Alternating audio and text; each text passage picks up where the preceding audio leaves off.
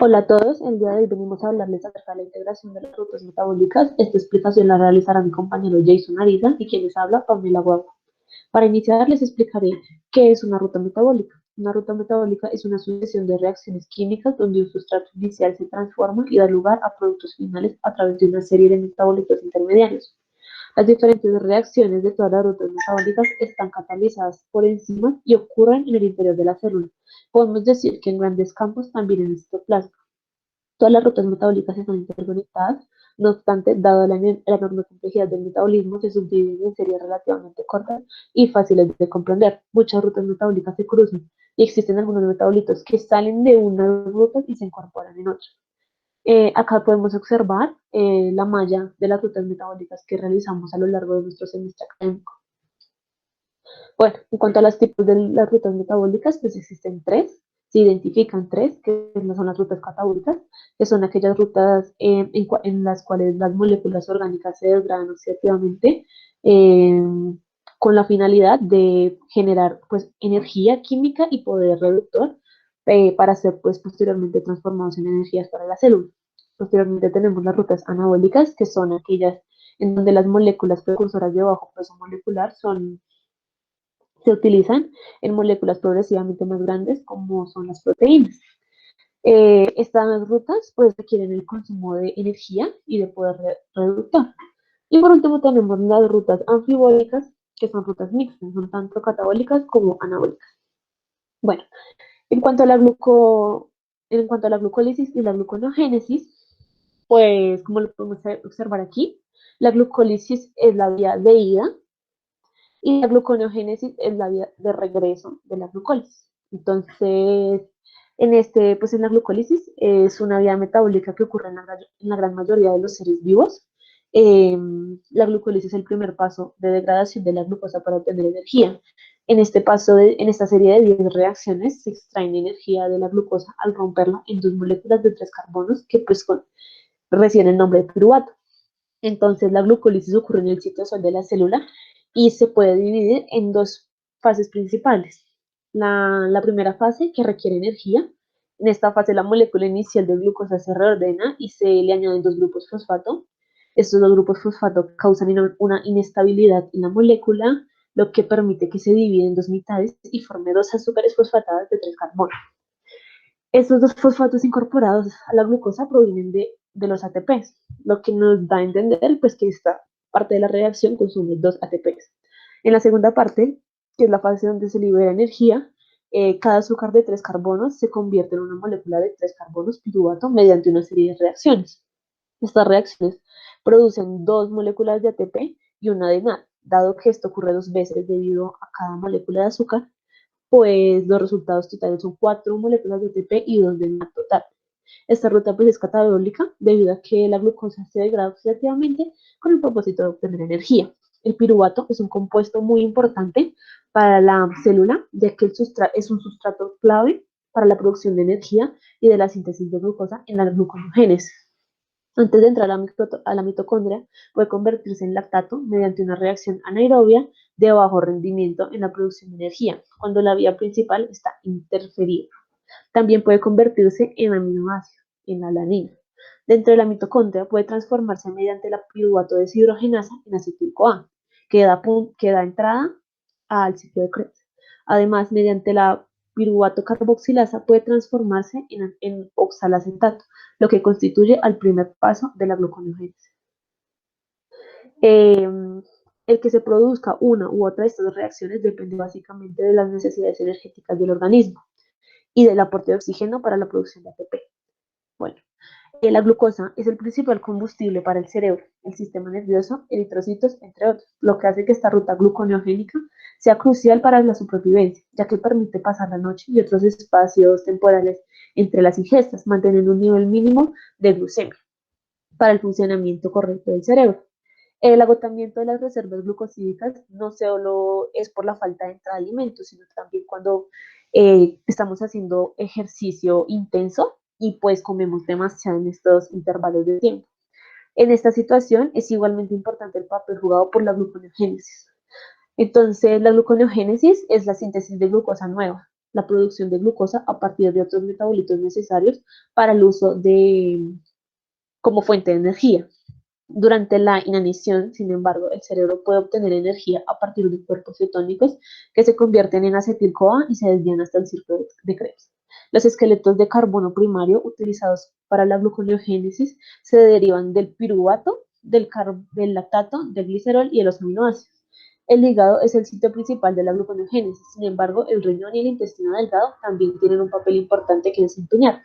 La síntesis de glucosa a partir de precursores de 3 o 4 carbonos es esencialmente el reverso de la glucólisis, o sea, como lo mencioné anteriormente, la glucosa proviene pues principalmente del piruvato, generando pues el inverso de la vía de glucólisis, que en la glucólisis la glucosa se vuelve piruvato, en la gluconeogénesis el piruvato se vuelve glucosa. Entonces, esta es una ruta anabólica, ya que permite la biosíntesis de glucosa a partir de precursores no glucosídicos. La gluconeogénesis y la glucólisis se producen en gran parte en el citosol, deben controlarse de manera recíproca para evitar daños en los ciclos. La regulación recíproca se basa en gran parte por la carga energética. Las condiciones de cargas energéticas bajas tienden a activar pasos que controlan la velocidad de la glucólisis, a la vez inhiben el flujo de carbonos a través de la gluconeogénesis y viceversa. Las reacciones fuertemente enstergónicas son el punto de control de ambas rutas. Bueno, entonces seguimos con glucogenogénesis y glucogenólisis. En primer lugar, para hablar de estas dos rutas, que son catabólica y anabólica, necesitamos hablar de glucógeno. ¿Vale? Entonces el glucógeno son cadenas largas de glucosas que están dispuestas en posición alfa 1,4. Estas cadenas largas también tienen ciertas ramificaciones que principalmente permiten el almacenamiento de energía. Entonces, siguiendo la ruta metabólica, podemos empezar desde la glucosa 6-fosfato, que por acción de una fosfoglucomutasa 1, vuelve la glucosa 6-fosfato, la vuelve glucosa 1-fosfato. Listo. Aquí viendo la ruta, seguimos la glucosa 1-fosfato, se une a la UDP glucosa para posteriormente con la glucógeno sintasa, esa glucosa que se acabó de unir a la UDP para seguirla alargando la cadena. Estas cadenas de glucógeno deben hacerse, digamos, no se pueden hacer sin un paso antes, que es la síntesis de un cebador. El cebador es llamado glucogenina, que es el que hace la primera línea de glucógeno, de glucosas en serie. Listo. Seguimos con la glucogenólisis, que la glucogenólisis en primer lugar se utiliza para adquirir esta energía que se acumula anteriormente, lo que estaba explicando. Entonces, lo que hacemos es, a partir de glucosa fosforilar, valga la redundancia, cada una de las glucosas que están en el glucógeno. Entonces, esas glucosas quedan fosforiladas como glucosa 1-fosfato. Para que puedan ser activas en la célula, deben ser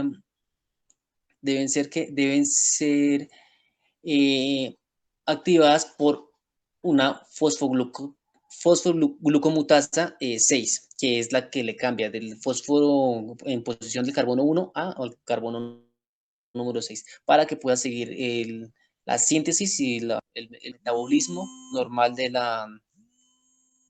el metabolismo normal. Bueno, en cuanto a la vía de las pentosas fosfato, la ruta de las pentosas fosfato es una ruta metabólica estrechamente relacionada con la glucólisis, durante la cual se utiliza la glucosa para generar ribosa, que es necesaria para la biosíntesis de nucleótidos y de ácidos nucleicos.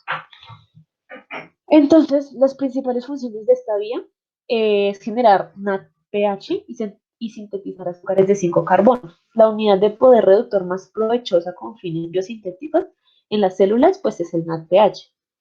El NADH se oxida mediante la cadena respiratoria para generar ATP, mientras que el NADPH sirve como dador de electrones en las biosíntesis reductoras, sin generar ninguna energía como consecuencia.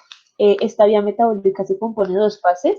Una primera que es la fase oxidativa e irreversible, en la cual se produce la oxidación de glucosa 6-fosfato a estirribulosa 5-fosfato, que además generan dióxido de carbono y 2-NADPH. Y la otra, que es la de intercambio, la otra fase, que es la de intercambio, eh, interconversión de azúcares, se produce un conjunto de reacciones de isomerización y epimerización, transaldolización y transcetonización, y las reacciones de glicolíticas y gluconeogénicas, que interconectan un amplio conjunto de azúcares fosforilados, interconvirtiendo las pentosas fosfato entre sí y finalmente de nuevo a exosas fosfato. No lleva a formación de ATP, pero tiene dos funciones importantes, como lo mencioné anteriormente, la formación de NADPH para la síntesis de ácidos grasos y esteroides y mantener reducido el glutatión para la activación antioxidante. Y la segunda, que es la síntesis de ribosa para la formación de nucleótidos y ácidos nucleicos. Glucosa, fructosa y galactosa son las principales hexosas que se absorben a partir del tubo digestivo, derivadas de la obtención de la dieta de almidón, sacarosa y lactosa. Respectivamente, la fructosa y la galactosa pueden convertirse en glucosa principalmente en el hígado. Con el ciclo de Krebs. Ok, entonces el ciclo de Krebs o ciclo de ácido cítrico es uno de los procesos que más precursores de ATP presenta. Entonces, es activado cuando hay bajos niveles energéticos, es decir, hay presencia de adenosín monofosfato. Ya sabemos que la molécula de la energía que se utiliza en la célula es el adenosín trifosfato. Bueno, entonces, tenemos un monofosfato, o sea que nos está faltando dos fósforos. También tenemos el CoA, que es uno de los precursores para generar el acetil-CoA, que es sustrato principal e inicial para el ciclo. Y también hay bajos niveles de NADH, o sea que tenemos un NADH oxidado. Bien, entonces, el principal sustrato que nosotros tenemos es el piruvato. El piruvato puede venir de distintos orígenes, ya puede ser de la glucólisis, de la lipólisis, también puede venir desde la catálisis de proteínas, desde la beta-oxidación, ¿sí? Y también hasta de las rutas pentosa fosfato puede también venir el piruvato. Bien. Listo. El ciclo de Krebs no solo se alimenta por medio del piruvato, ¿no? O sea, hay diferentes ciclos o, digamos, partes en el ciclo que pueden integrarse a la ruta del ciclo de Krebs. Digamos, tenemos un ejemplo en del succinil-CoA, ¿sí? Cuando tenemos, bueno, más adelante estaré explicando esto. Entonces, haciendo cuentas, primero debe pasar el piruvato a acetil-CoA. Pasa por medio de pasa acetil-CoA por medio de una deshidrogenasa. Este proceso lo que hace es darle hidrógenos a NADH para que quede un NADH reducido. Bien, entonces ya después de eso, entonces si hacemos la cuenta, entonces llevamos un NADH. Seguimos en la ruta, aquí tenemos otro NADH, serían 2, aquí otros serían 3, y por aquí tenemos otro NADH que serían 4, en la relación de malato deshidrogenasa, cuando va a formar oxalacetato. Entonces, por cada vuelta de un acetil-CoA, un piruvato, estamos generando 4 NADH, un FADH y un ATP. ¿Vale? Entonces, estos FADH, NADH están, ¿cómo generan ATPs? Estos pasan directamente a unos complejos proteínicos que están en la matriz mitocondrial, que son los compuestos que están ligados a la fosforilación oxidativa. Bueno, más adelante hablaré sobre esto. Listo.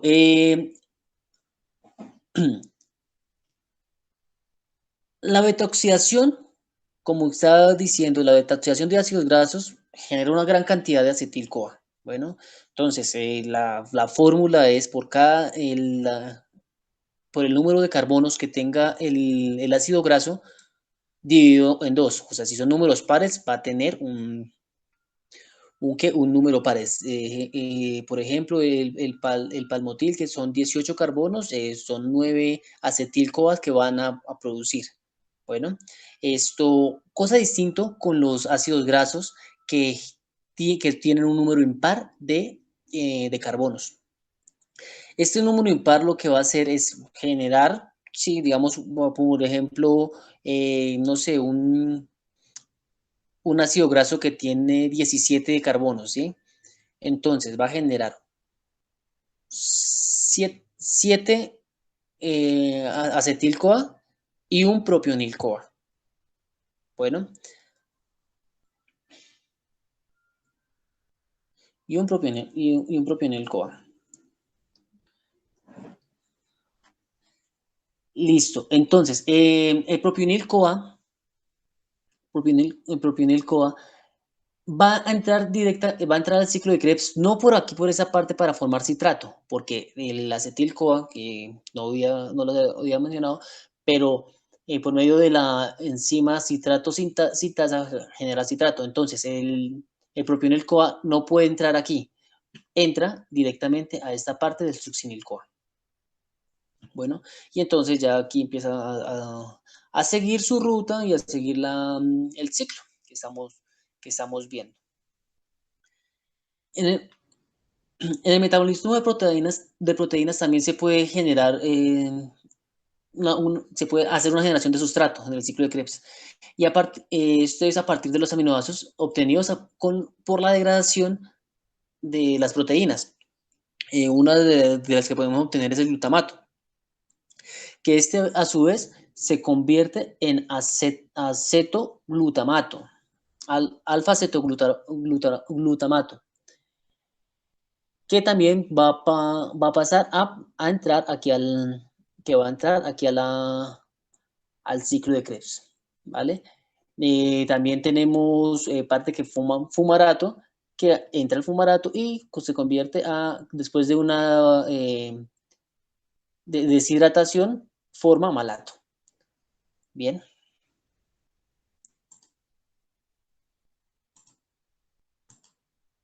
De la urea, eh, el amoníaco pues es un producto tóxico de nuestro metabolismo. Este amoníaco se genera como en el metabolismo del nitrógeno, que debe ser quitado de nuestro cuerpo. El amoníaco se genera en la biodegradación de nucleótidos o en la degradación de aminoácidos, como vemos acá en la tabla de aminoácidos. Ellos liberan amoníaco y ese amoníaco posteriormente ingresa al ciclo de la urea. El ciclo de la urea convierte el exceso de amoníaco en urea en las mitocondrias de las células del hígado. La urea formada después entra al torrente sanguíneo, es filtrada en los riñones y posteriormente es excretada en la orina. El propósito principal del ciclo de la urea es eliminar el amoníaco tóxico de nuestros cuerpos. En los seres humanos y en los mamíferos, casi el 80% del nitrógeno excretado es bajo la forma de la urea, lo que produce pues como una serie de reacciones que ocurren en el citosol y en la matriz mitocondrial de las células del hígado. Estas reacciones colectivamente son llamadas como el ciclo de la urea. El ciclo de la urea se divide en 5 reacciones catalizadas por varias enzimas dominantes. Los primeros dos pasos ocurren en la matriz mitocondrial y el descanso de los pasos pues ocurre en el citosol. Así, el ciclo de la urea atraviesa dos divisiones celulares de las células del hígado.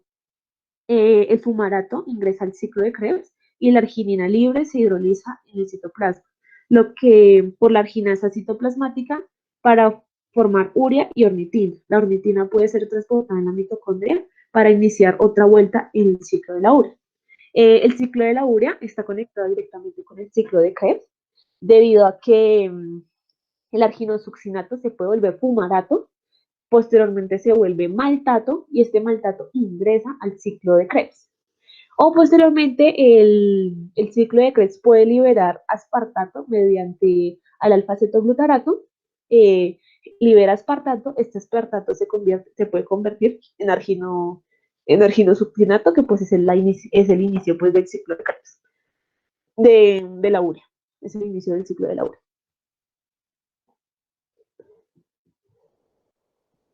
Listo, muy bien. Ahora continuamos con la biosíntesis de ácidos grasos. Muy bien, entonces aquí en esta parte tenemos como precursor la, el citrato. El citrato es es el principal iniciador de la biosíntesis de ácidos grasos. Entonces, ¿cuándo ocurre la biosíntesis de ácidos grasos? Ocurre cuando la célula ya tiene suficiente ATP, pero hay grandes cantidades de piruvato que están en la célula y que se convierte en acetil-CoA. Entonces, esto pasa a ser citrato. Entonces, aquí podemos ver cómo tenemos aquí el acetil-CoA y después del acetil-CoA por medio de la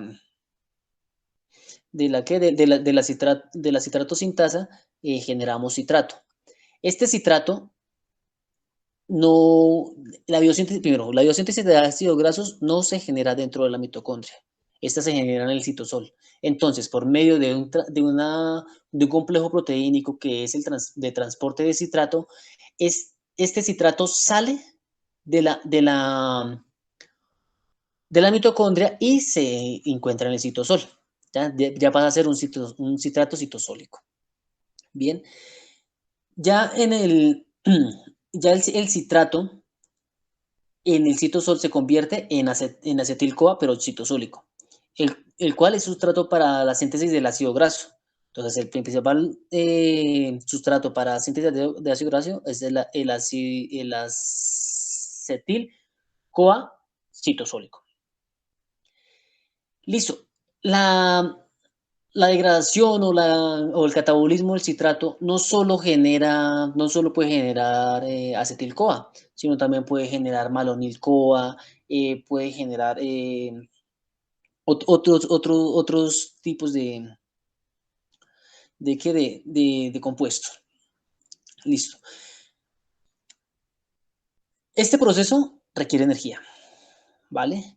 Y está acompañado de un gran complejo enzimático que es el que va a juntar, a aglomerar los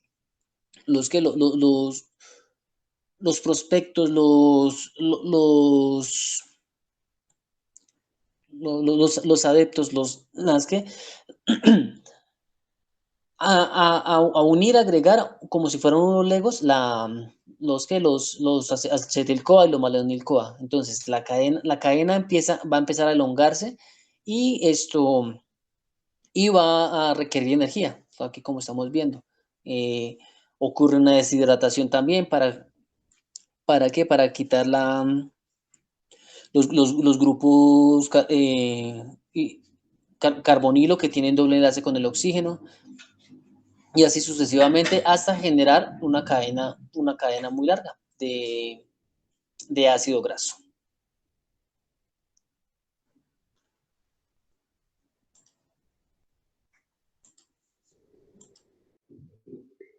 Bueno, en cuanto a la biosíntesis del colesterol, la mayor parte del colesterol que tenemos en nuestro cuerpo no procede de la dieta ni de lo que consumimos, sino de la síntesis endógena de este. El metabolismo humano, como en todos los animales, sintetiza colesterol de manera, pues, natural. La ruta de síntesis del colesterol es una de las más largas y complejas del metabolismo. Este proceso, al igual que en todos los tejidos y en todos los animales, tiene 20 pasos con la participación de muchas enzimas y proteínas diferentes y multitudes de procesos reguladores de transporte de productos en el citoplasma, por membranas internas de la célula y por compartimientos intracelulares.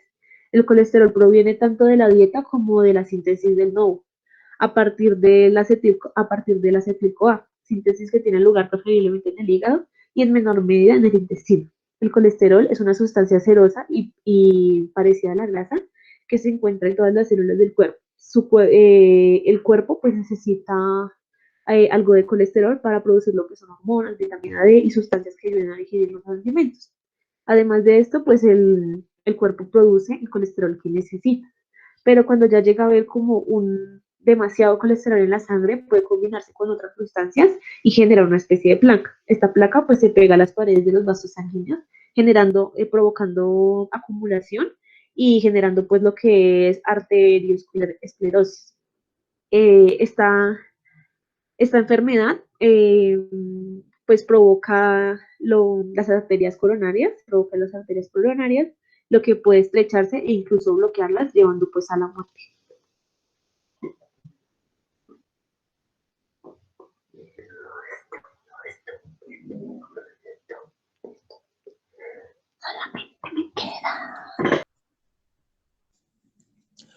Muy bien. Ahora continuamos con la fosforilación oxidativa. Esto, a mi forma de ver, esta no pertenece a una línea de catabolismo ni a anabolismo. Bueno, pues sí estamos produciendo el ATP, ¿no? Pero no estamos partiendo de un sustrato en el cual se está cambiando su composición química para generarlo. O sea, todo esto se va a referir a un complejo proteínico que va a ser el ATP sintasa, ¿vale? Pero bueno, entonces, la fosforilación oxidativa se refiere al proceso de transporte de electrones, ¿sí? ¿Esto dónde ocurre? Esto ocurre, primero debemos ubicarnos en la cresta mitocondrial, ¿vale? En esta cresta mitocondrial tenemos el espacio que es de la matriz y el espacio de mitocondrias. Digamos, la mitocondria tiene dos paredes, por decirlo así, ¿sí? Entonces, en este espacio intermitocondrial ocurre la que la fosforilación oxidativa. ¿Listo? Entonces, esto ocurre en las crestas mitocondriales.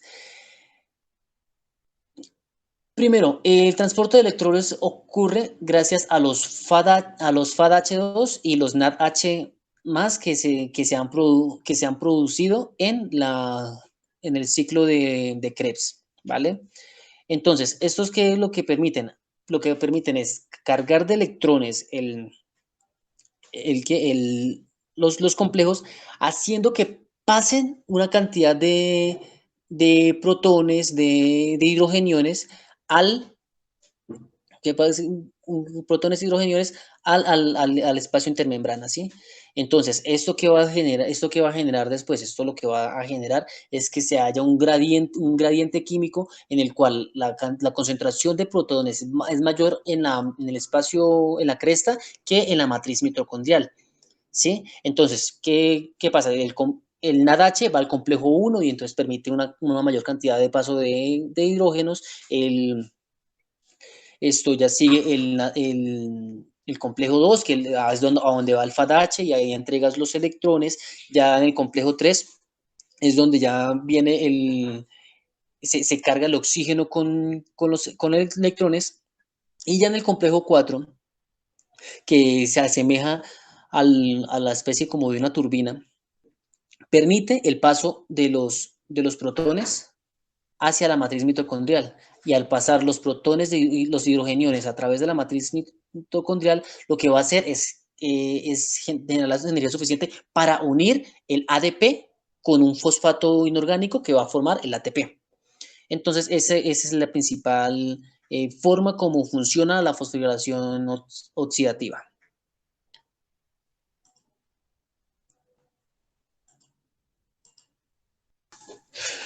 Muy bien. Ahora tenemos la beta oxidación.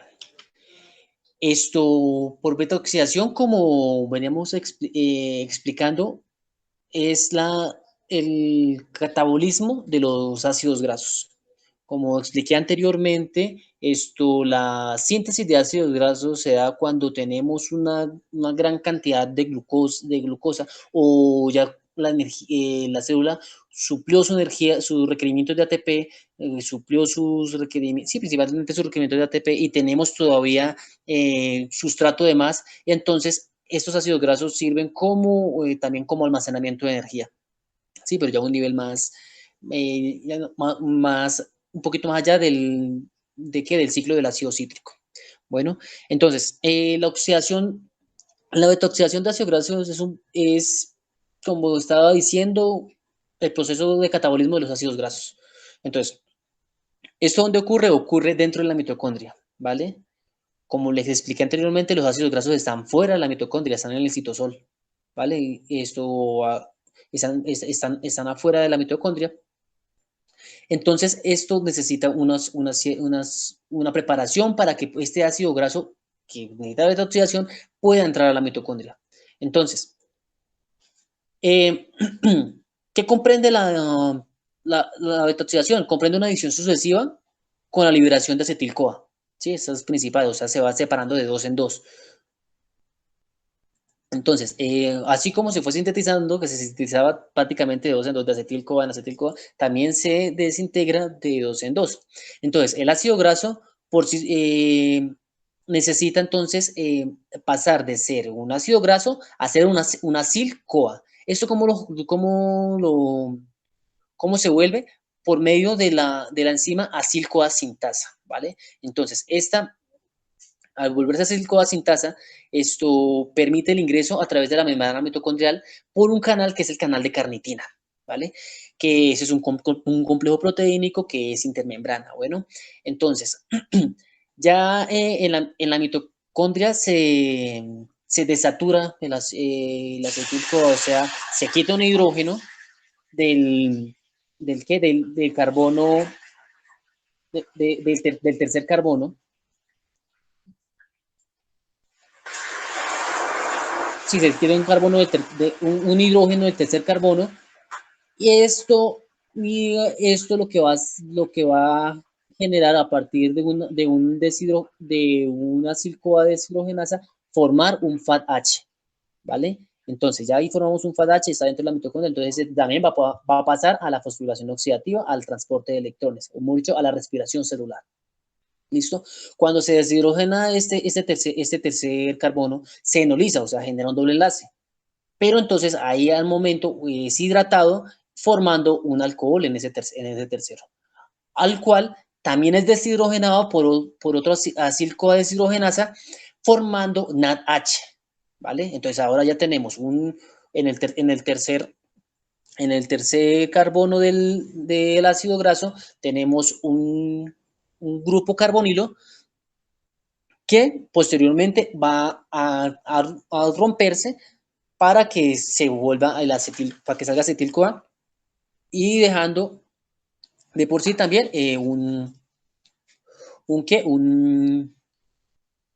Una acil-CoA. ¿Esto cómo se hace? Se hace por medio de una tiolasa. La tiolasa lo que va a hacer es no dejar solo el acil que va quedando, sino le va a agregar otro acil-CoA para que vuelva otra vez a hacer el ciclo. Y eso sería todo por beta oxidación. Muchas gracias.